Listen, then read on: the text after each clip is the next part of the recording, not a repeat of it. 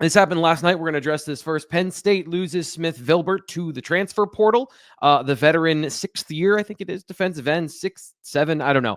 COVID makes everything crazy. He is entering the transfer portal as a grad transfer. Just an interesting timing of that.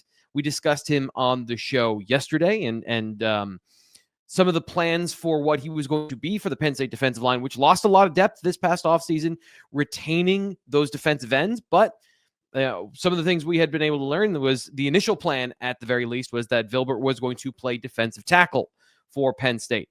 So that, plus the decision to transfer, I find the staging of these things interesting, and we'll get to Pat Kraft here in a second. But if you're going to be playing defensive tackle and also playing defensive end, probably not penciled in as a starter. I think that's a fair way to put that. If you're going to be moonlighting between two positions, doesn't mean you're not going to play a whole lot, but in terms of, was he going to be a starting defensive end?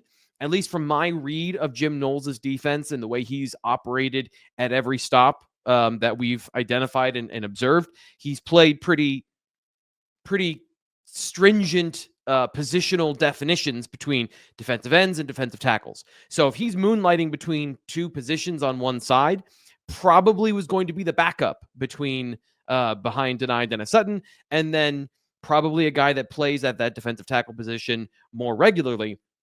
So if he wants to go somewhere and start his final season, then I think that makes sense. If he's waiting to see what the plan was, they come to him with a plan, and then he doesn't like said plan and hits the portal and has opportunities and monetary opportunities elsewhere.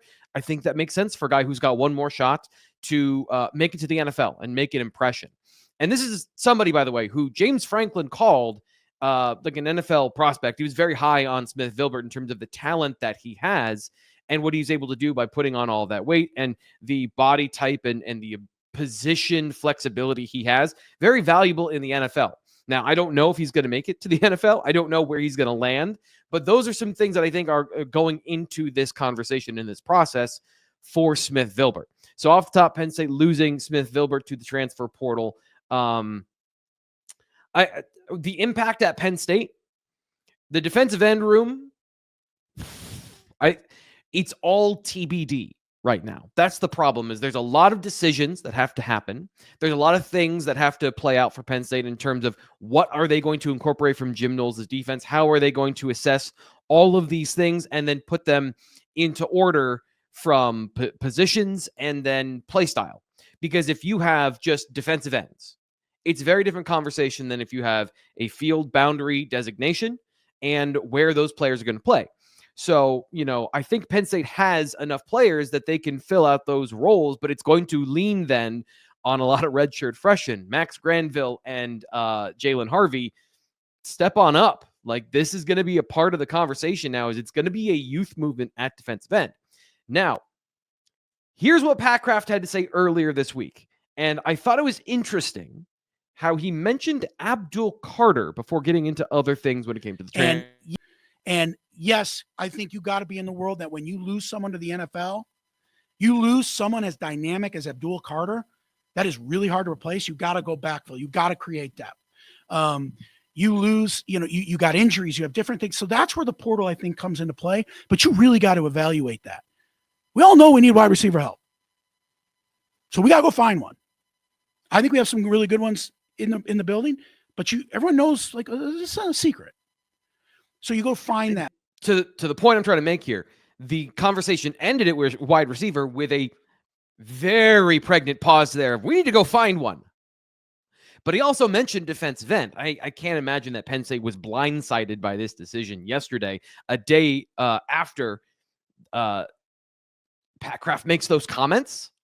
So obviously there's a little bit of foreshadowing from Pat Kraft there, but Penn State likely to be active in the spring portal based on these conversations and the tone set of, we want to go win a national championship. So if by all powers that they have, they're going to fill holes on their roster, it does not mean that there's going to be players available that are going to be better. It doesn't mean that they're going to go out and they're going to spend like crazy and find all of the best players to come in and replace Abdul Carter or any of those things, but they're going to make the effort in a real way this year to fill some of those roles and some of those needs.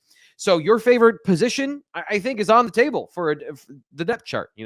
If you're concerned about linebacker, I don't know if Penn State feels the same way specifically, but I think it's on the table.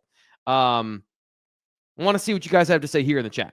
But for the most part, when it comes to this defensive end position, I think there's some interesting potential here from Enai White. Total wild card in this situation. They've got to get something out of some of these transfers, but really it is a young room. When you look around Dennis-Sutton, I think that's the part that is the most concerning for Penn State. Is it is just a youth movement. Guys like Mason Robinson, redshirt sophomore, we haven't seen him at this point in his career. We haven't really seen anything from him. Been unavailable, been in the training room a whole lot. So some of these other guys that are a little bit older are run-on candidates. Bobby Mears, Jordan Mayer. There's not a whole lot of veteran players now at that defensive end position. You were expecting and leaning on Zariah Fisher, Dennis-Sutton, and Smith Vilbert. Now, what do you do at defensive end? I think becomes really interesting. And then, of course, that speaks to the defensive tackle situation. If Penn State was planning on moonlighting Smith Vilbert at defensive tackle, one of two things can be true. They expected him, that's his best position, putting him in position for the next level, or they don't feel good about that depth either. And again, young players at that defensive tackle position is kind of a little bit of a concern for sure for Penn State fans. I think it's legitimately a really good reason for you to think that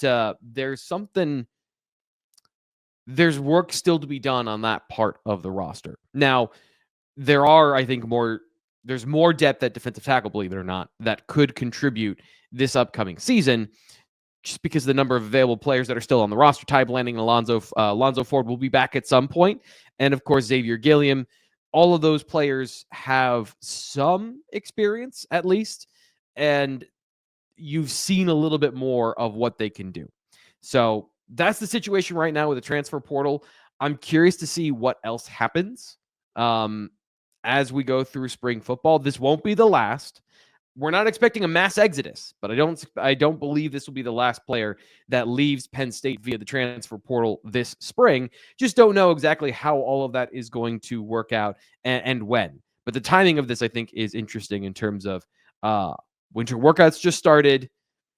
I'm assuming the plan came together, and then Smith Vilbert making his decision now.